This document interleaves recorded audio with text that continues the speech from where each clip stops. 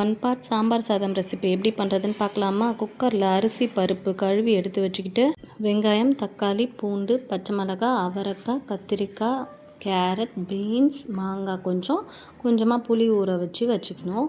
நம்மளுக்கு சமையலுக்கு தேவையான பொருள்லாம் எடுத்து வச்சாச்சு. இப்போ ஒன்று ஒன்றா ஆட் பண்ணிக்கலாம்.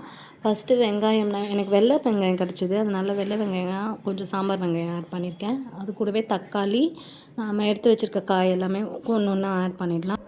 பூண்டு, பச்சை மிளகாய், அவரைக்காய், பீன்ஸ், கேரட் இது மாதிரி எல்லா காயுமே நம்ம ஆட் பண்ணிக்கலாம். நம்ம டக்குன்னு சமையல் குயிக்காக செய்யணும், ஒன் பார்ட்டில் நம்ம அந்த வேலையெல்லாம் ஈஸியாக முடிச்சிடணும் அப்படின்னா இந்த ரெசிபி கண்டிப்பாக ட்ரை பண்ணலாம். நீங்களும் உங்கள் வீட்டில் ட்ரை பண்ணிவிட்டு மறக்காமல் எப்படி இருந்ததுன்னு கமெண்ட் பண்ணுங்கள். இப்போ மஞ்சத்தூளும் பெருங்காயம், அது கூடவே கொஞ்சம் எண்ணெய், தேவையான அளவு தண்ணி. 1 டம்ளர் அரிசிக்கு 5 டம்ளர் தண்ணி, இதுதான் கணக்கு. இப்போ நான் 5 டம்ளர் தண்ணி ஊற்றிக்க போகிறேன். ஊற்றிட்டு இதை ப்ரெஷர் குக் பண்ண போகிறோம். இப்போது நீங்கள் எந்த டம்ளரில் அரிசி எடுக்கிறீங்களோ அதே டம்ளரில் 5 டம்ளர் தண்ணி வச்சுக்கோங்க. இதுதான் இந்த ரெசிபியோட கணக்கு. தண்ணி ஏன்னா கொஞ்சம் அதிகமாக இருந்தால் தான் காய், அரிசி, பருப்பு எல்லாமே வெந்து வர்றதுக்கு கரெக்டாக இருக்கும். காய்கறி எல்லாம் வெந்து வர்றதுக்கான தேவையான தண்ணி ஊற்றிட்டேன். இப்போது இது எல்லாமே அடுப்பில் வச்சு நம்ம ப்ரெஷர் குக் பண்ண போகிறோம். அடுப்பை ஆன் பண்ணிக்கலாம். அடுப்பை ஆன் பண்ணிவிட்டு ஒரு 5 விசில் வர வரைக்கும் நம்ம ப்ரெஷர் குக் பண்ண போகிறோம். இப்போது காயெல்லாம் அடுப்பில் வச்சுதான் உடனே க்ளோஸ் பண்ணாமல், லிட்டை க்ளோஸ் பண்ணாமல், அது ஒரு கொதி வந்ததுக்கப்புறம் க்ளோஸ் பண்ணால் அது ஈஸியாக நம்மளுக்கு எல்லாமே வெந்துடும். இப்போ கொதி வந்துருச்சு. இப்போ நான் மூடி போட்டு மூடிக்க போகிறேன். மூடிட்டு ஒரு 5 விசில் விட்டோன்னா வெந்து வந்துடும். இப்போ மூடி போட்டு மூடிக்கலாம்.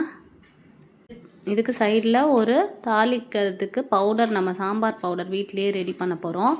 அதுக்கு ஃபஸ்ட்டு ஒரு கடாய் எடுத்து வச்சுட்டு அதில் கடலைப்பருப்பு, மிளகு, சீரகம், கொத்தமல்லி இருக்குல்ல அது சேர்த்துட்டு, அது கூடவே காஞ்ச மிளகாய் நம்ம காரத்துக்கு எவ்வளோ தேவையோ அந்த அளவுக்கு போட்டுக்கலாம். எனக்கு 2 போதும், ஏன்னா பசங்களாம் இருக்கிறதுனால நான் கொஞ்சமாக தான் காரம் சேர்ப்பேன். அதனால் 2 காஞ்ச மிளகாய் எனக்கு போதும். உங்களுக்கு எந்த அளவுக்கு காரம் வேணுமோ அந்த அளவுக்கு காரம் சேர்த்து நீங்களும் ரெடி பண்ணிக்கலாம். அந்த பவுடர் வீட்லேயே ரெடி பண்ணிக்கலாம்.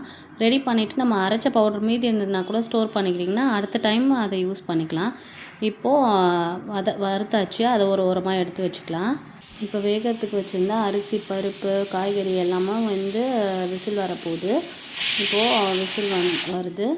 விசில் வந்ததும் ஒரு 5 விசில் நம்ம எடுத்து வச்சிட்டோன்னா போதும். 5 விசிலில் சூப்பராக ரெடி ஆகிடும். இப்போ பாருங்கள் 5 விசில் வந்துருச்சு. ஸ்டவ்வை ஆஃப் பண்ணி வச்சாச்சு. நம்ம ஆல்ரெடி வறுத்து வச்சுருந்ததையும் பவுடர் பண்ணி எடுத்தாச்சு. சாதம் பாருங்கள் எவ்வளோ சூப்பராக வெந்து வந்திருக்கு. இப்போது அடுப்பில் ஒரு கடாய் வச்சுட்டு அதில் தேங்காய் எண்ணெய் நான் ஊற்றிருக்கேன். நீங்கள் உங்கள் வீட்டில் எந்த எண்ணெய் இருக்கோ அதை யூஸ் பண்ணிக்கலாம்.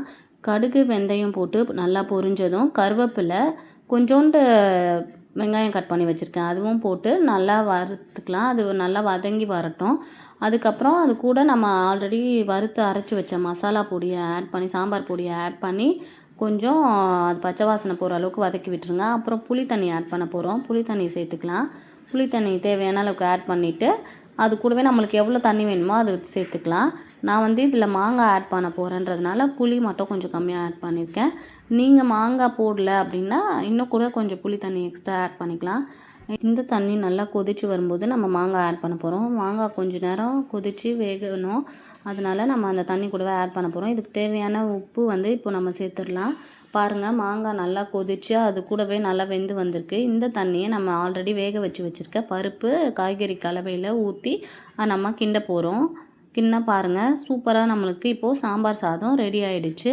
இது கொஞ்சம் தண்ணியாக தான் இருக்கும், நேரம் ஆக ஆக கட்டி ஆகிடும். இது கூடவே கொஞ்சம் நான் கொத்தமல்லியும் நெய்யும் சேர்த்துருக்கேன். நம்ம 1 பார்ட் சாம்பார் சாதம் ரெடி. வாங்க சாப்பிட்லாம். இந்த ரெசிபி உங்களுக்கு பிடிச்சதா லைக் பண்ணுங்கள், ஷேர் பண்ணுங்கள், சப்ஸ்கிரைப் பண்ணுங்கள். தேங்க்ஸ் ஃபார் வாட்சிங்.